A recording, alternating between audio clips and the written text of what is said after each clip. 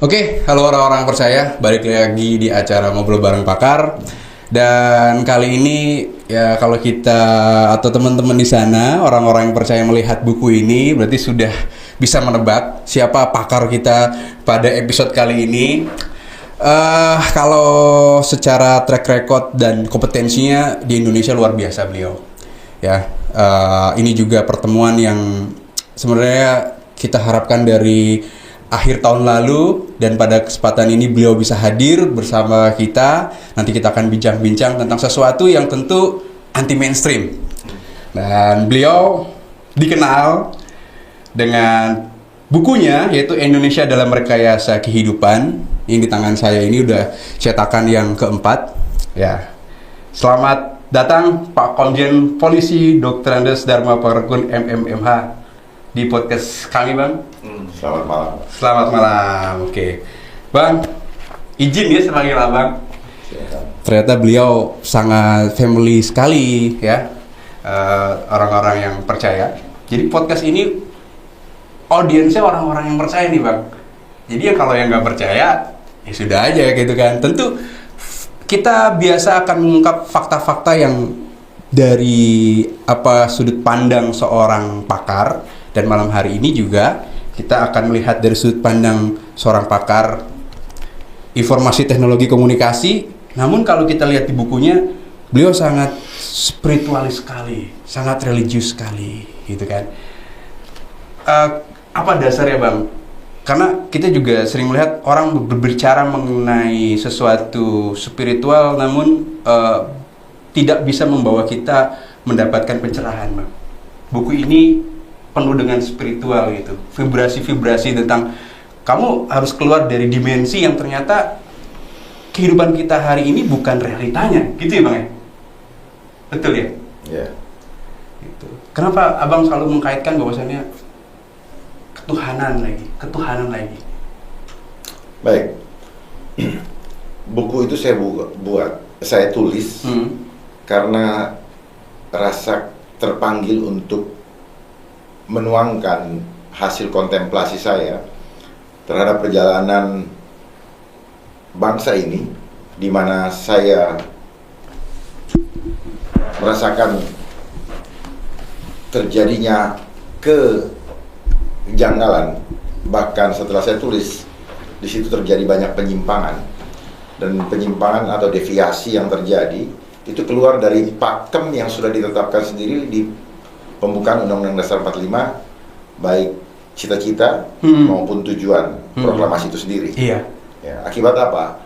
Akibat arus globalisasi. Kapan globalisasi ini terjadi? Globalisasi ini dicanangkan sejak selesai Perang Dunia Kedua. Oke. Ya, globalisasi. Di situ globalisme lah. Globalisme ini adalah kata lain dari neoliberalisme. Neoliberalisme. Ya. Tapi kenapa saya hubungkan dengan ketuhanan? Karena hidup kita, manakala kita tidak terkoneksi dengan pencipta kita, maka sia-sia. Apapun yang kita dapatkan, apapun yang kita lalui, kemanapun kita mau pergi, hasilnya akan sia-sia dan kita akan selalu merasa kosong. Yeah. Nah, manusia-manusia yang kosong hatinya itu sangat mudah diintimidasi. Ya. Seperti yang belakangan ini kita ketahui. Yeah. Karena di hatinya hanya ada uang. Mereka berpikir bahwa uang menjamin kehidupannya di dunia. Kehidupan fisik, yes. Ya, karena sistem yang mengatur. Walaupun sebenarnya Tuhan tidak mengatur seperti itu. Ya. Tuhan inginnya kita gotong royong, tidak ada yang semua saling mempermuliakan. Jadi tidak ada yang lebih, tidak ada yang kurang, tetapi kelebihan di antara kita untuk menutupi kekurangan orang-orang di sekitar kita. Demikian pula sebaliknya. Ya. Nah, manakala kita tidak menghubungkan kehidupan kita dengan perbuatan kehidupan kita di dunia dengan ketuhanan. Dengan Tuhan sebagai sang pencipta kita, maka kehancuran yang kita akan hadapi. Sesaat kita melihat bahwa itu adalah suatu kenyamanan, kemajuan teknologi, tapi lihat ujungnya kehancuran total. Kehancuran total. Ya. Jadi saya bisa menangkap bahwasannya untuk bisa keluar dari kondisi saat ini, yang kalau di buku ini kehidupan hari ini adalah rekayasa. Kalau saya lihat dibaca di belakang, cyberspace is life engineering. Life engineering. Sorry. Life engineering. Artinya sesuatu yang kita lihat hari ini adalah mekanisme yang sudah dibentuk dari sekian, mungkin dari abad setelah Perang Dunia Kedua itu. Perang Dunia Kedua, sebenarnya Perang Dunia Pertama pun sebenarnya itu adalah proses mereka. Karena globalisasi sendiri dimulai di Eropa di abad ke-18 gitu. Terus kemudian yang berkaitan dengan pangan, dengan bahan bakar dan sebagainya, dan mereka berproses. Lalu pencanangan globalisasi itu dimulai pada saat selesai Perang Dunia Kedua, dimotori oleh para negara-negara pemenang perang, dan muncullah United Nations yang dimotori oleh 5, the Big Five itu, United States, Inggris, England, French, Uni Soviet, dan China, RRT. Ya. The Big Five. Ya, mereka punya hak veto. Hak veto. Mengatur. Membagi bagian. Ya, dan seperti itulah yang kita lihat sekarang. Kita bagian keberapa nih Bang dari dunia ini? Kita selalu ditaruh di pada posisi yang sedang akan berkembang, entah ke atas atau ke bawah. Tadi sempat ngobrol di sebelum forum tuh, cuman memang kita harus keluar dari frame yang ada. Saya sepakat bahwasannya tadi Abang bilang nggak, entah kita berkembang ke atas atau ke bawah. Karena kalau dulu waktu saya masih SMP, saya pernah baca salah satu surat kabar Bang. Kebetulan surat kabar itu mengutip surat kabar New York Times yang di Amerika sana. Dikatakan bahwasannya Indonesia kalau mau berkembang, itu Amerika berhenti dulu 100 tahun. Baru kita bisa sejajar. Nah, tadi baik lagi. Nah, itu hitungan akal. Hitungan akal. Itu hitungan akal. Itu hitungan kita karena kita sudah terkooptasi dengan nilai-nilai kuantitatif. Sehingga kita selalu berpikir seperti itu. Itu yang saya bilang, kita lupakan Tuhan. Bahwa ada kemahakuasaan Tuhan yang dapat merubah something impossible could be possible. Miracle.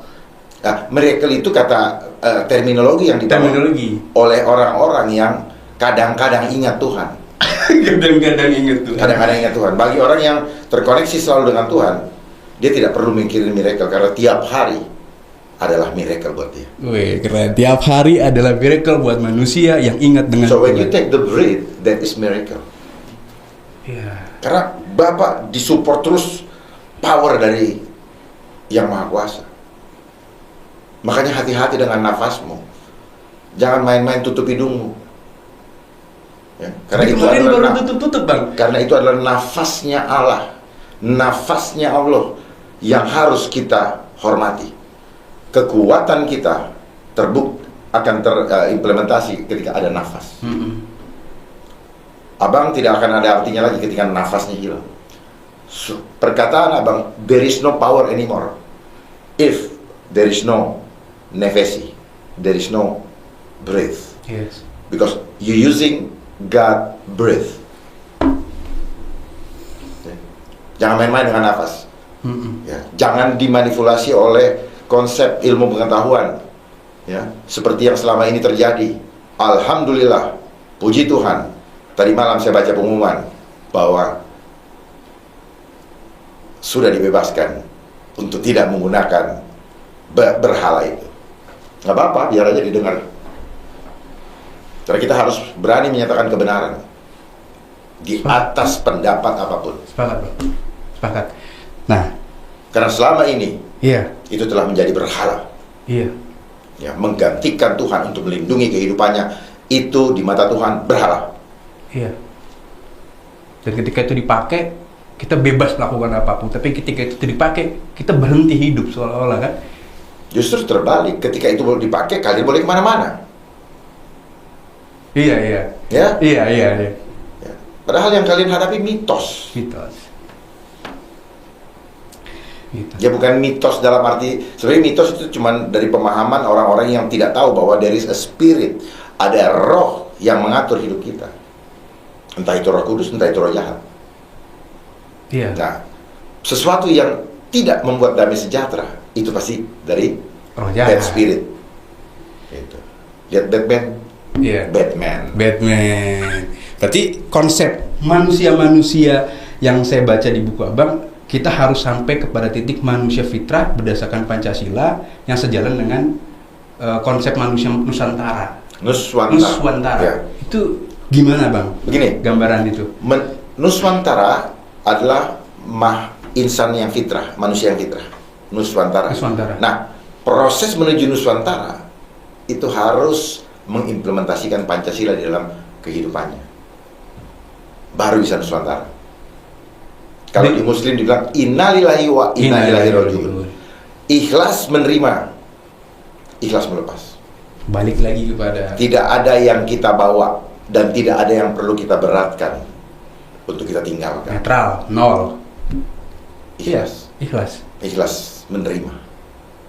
Jadi kalau kita nggak paham itu, fitrah susah kita peroleh, susah kita capai kembali. Karena kita lahirnya fitrah. Kita punya mindset dihancurkan oleh apa? Sistem. Ya, sistem yang membeda-bedakan. Ada yang ganteng, ada yang jelek, ada yang bodoh, ada yang pintar, ada yang kaya, ada yang miskin.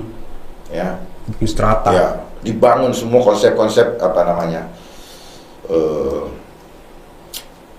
Physically, ya, material yang terlihat mata.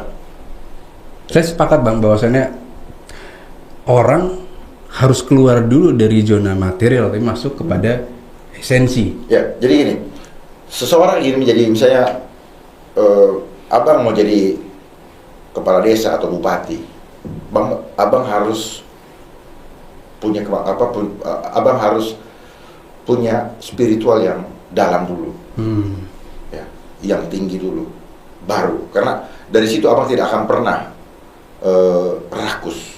Karena abang tahu bahwa abang ada untuk mengabdikan, Oh, okay. memberikan yang abang dapatkan dari Tuhan. Bukan abang take it, tapi you give it. Gitu. Sehingga abang tahu kapan abang harus selesai. Sampai ada apa? Ada wangsit, ada hikmat. Siapa yang akan meneruskan? Membangun itu dari mana? Membangun nilai, ya, vibrasi itu dari mana? Kan sebagai negara yang punya falsafah Pancasila, Pancasila ini kan cuma satu di dunia. Luar biasa. Makanya Pancasila ini diberikan oleh Tuhan kepada bangsa Indonesia sebagai bangsa yang harmoni. Kita adalah pusatnya harmoni dunia. Tetapi sekarang jauh dari harmoni. Sebenarnya itu, kita adalah ya, kita the land of harmony. The land of harmony, ya, the land of harmony. Tapi untuk menciptakan itu, balik lagi Pancasila, reinterpretasi. Kita kembalikan aja kepada nilai-nilai luhur. Oh, oke. Okay. Ya, jati diri bangsa, nilai luhur. Nenek moyang kita, leluhur kita sudah memberikan nilai-nilai luhur itu kepada kita. Cuman kita sekarang tinggalkan itu.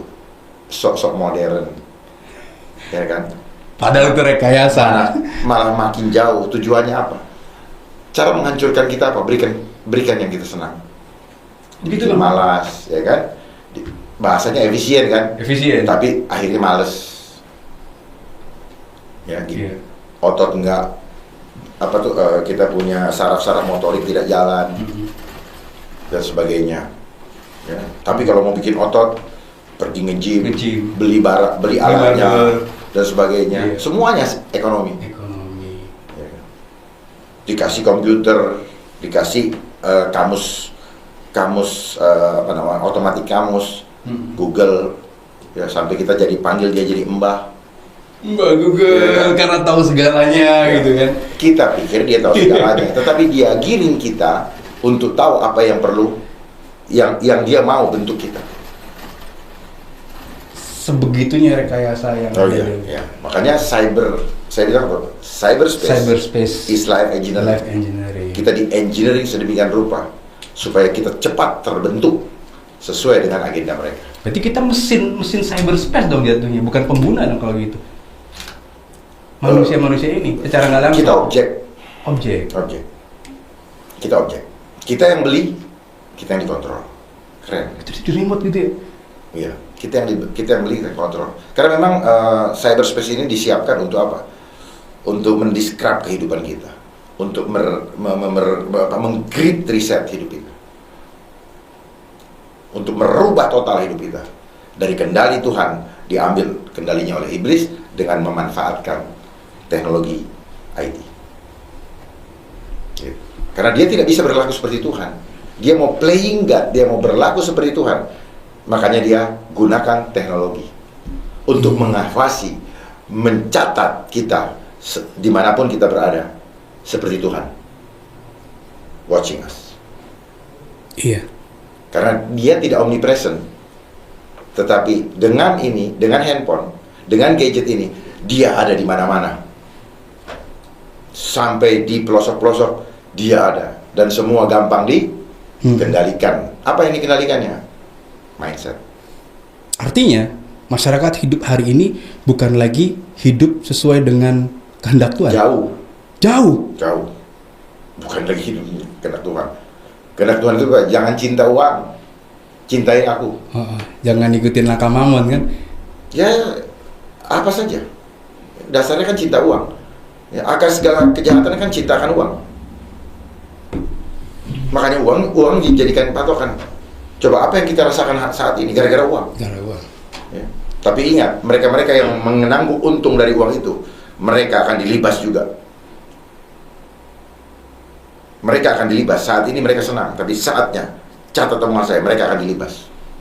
Mereka akan dilibas. Oleh siapa? Oleh yang di atasnya. Terus gimana cara untuk keluar dari kondisi itu? Mencegah dari itu? Yang maksud caranya siapa? Ya, kita kah? Kita. Atau mereka kah? Loh, ini kan ada segmen-segmennya, Bos. Hierarki. Mereka kan main segitiga piramida, ya kan? Iya. Mereka bermain cluster. Nah, kalau cluster ini emangnya properti cluster. Dari situ aja udah terlihat, Bos. Bahwa ini kita dianggap apa? Barang. Jangan dia bilang cluster inilah cluster ini. Mereka pikir kita bodoh apa? Bisa dimain-mainkan begitu. Sayang mereka-mereka yang dulu banyak ngomong-ngomong kayak gitu, keluar dari persembunyian, ayo kita debat. Apa ngelakuin gitu? Bukan, kalau mereka dengar. Kalau mereka dengar belum ada. Semoga momen ini. Saya juga pernah ngajak debat mereka-mereka yang suka jadi fact checker. Yang suka mencap ini misinformasi. Ayo kita debat. Terbuka. Diskusi terbuka lah bahasanya. Supaya apa? Kalau misalnya saya kurang pengetahuan, saya boleh belajar dari mereka. Iya. Tapi kan mereka kan hanya ngecap sendiri. Karena mereka yang pegang ini. Karena kita, ya bodohnya kita ikut platformnya dia. Seperti ini masuk di YouTube.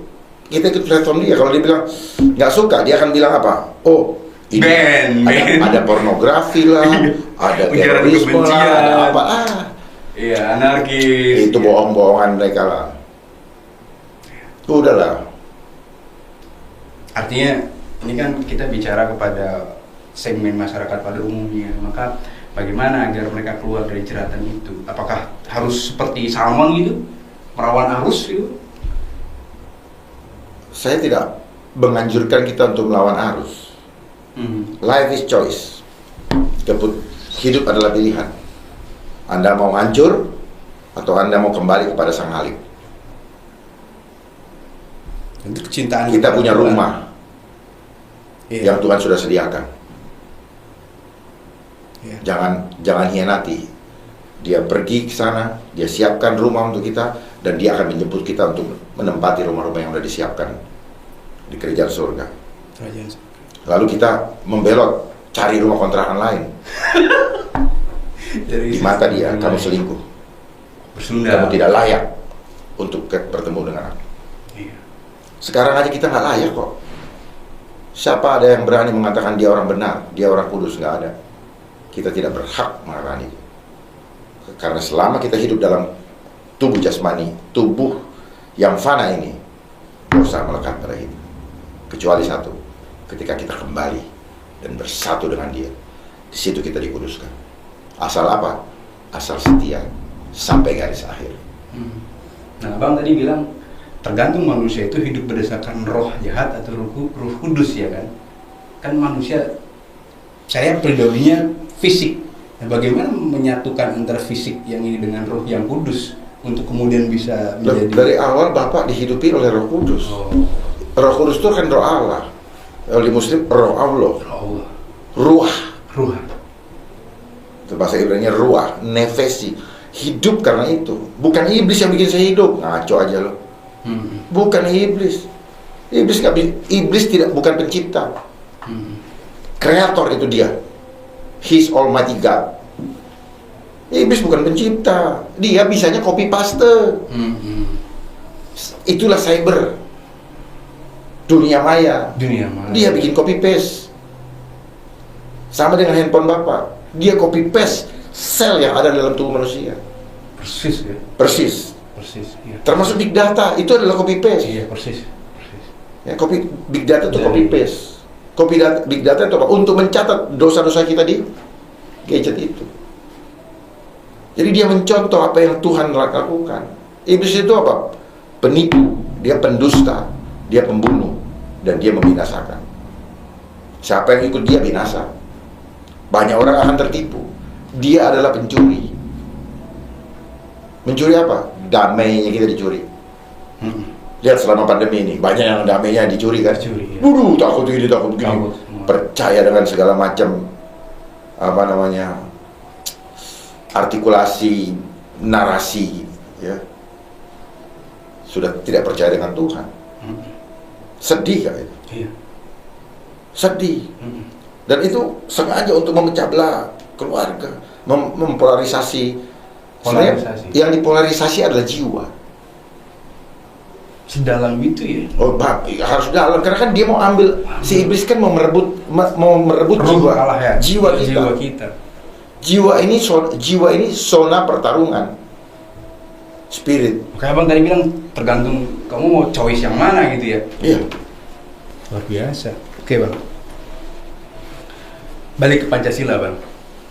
Reinterpretasi dari sisi pandang Abang, kalau harus mereinterpretasi Pancasila itu disederhanakannya bagaimana Bang? Karena kita suka mendengar tentang Pancasila tapi secara nilai-nilai gitu kan, itu masih belum, saya sih melihat masih belum padu gitu, masih belum utuh gitu Bang.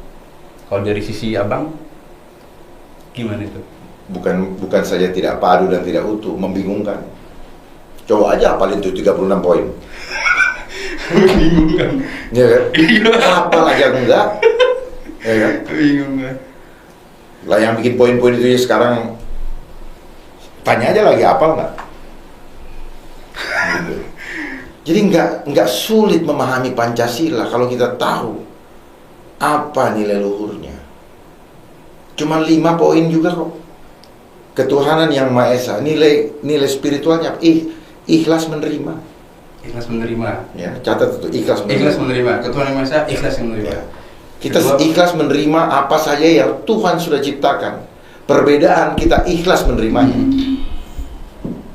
Kita melihat yang jelek secara fisik, ikhlas menerimanya. Karena apa? Dia adalah ciptaan dari Allah yang mulia, Tuhan yang mulia. Terus yang pasal kedua, sila kedua, kemanusiaan yang adil dan beradab. Bagaimana kamu bisa masuk ke sila kedua? Kalau sila pertama aja udah nggak bisa mempermuliakan orang, gimana mau adil? Oh, dia orang kaya, saya orang miskin. Dia pintar, saya bodoh. Tertekanlah perasaan ini. Udah hilang adilnya. Lah kalau adil sudah nggak ada, gimana mau beradab?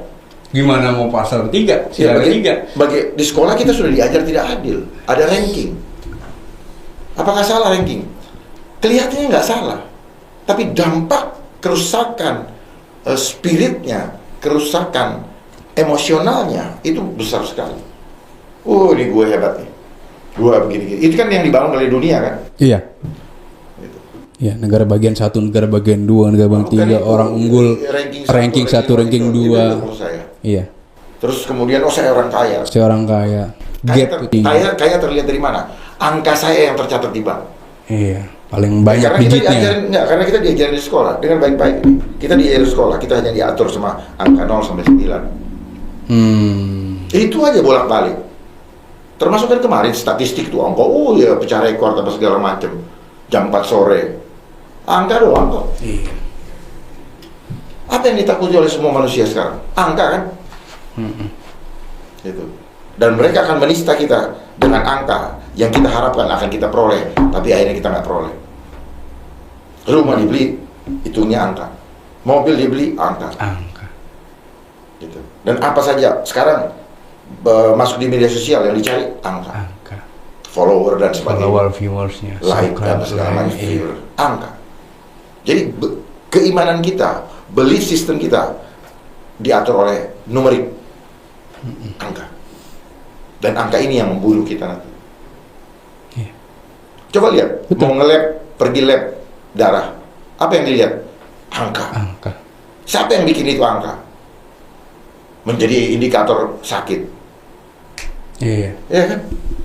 Oh, segini tensinya, segini-gini angka. Akhirnya orang termakan sama angka. Makin jadi, tensi gua segini. Udahlah, tenang aja hidup ini. Tuhan atur hidup kita kok. Jelas aja kalau deg-degannya naik lah. Iya. Khawatir deg-degan. Angka semua yang mainkan. Apakah salah ini? Tidak salah.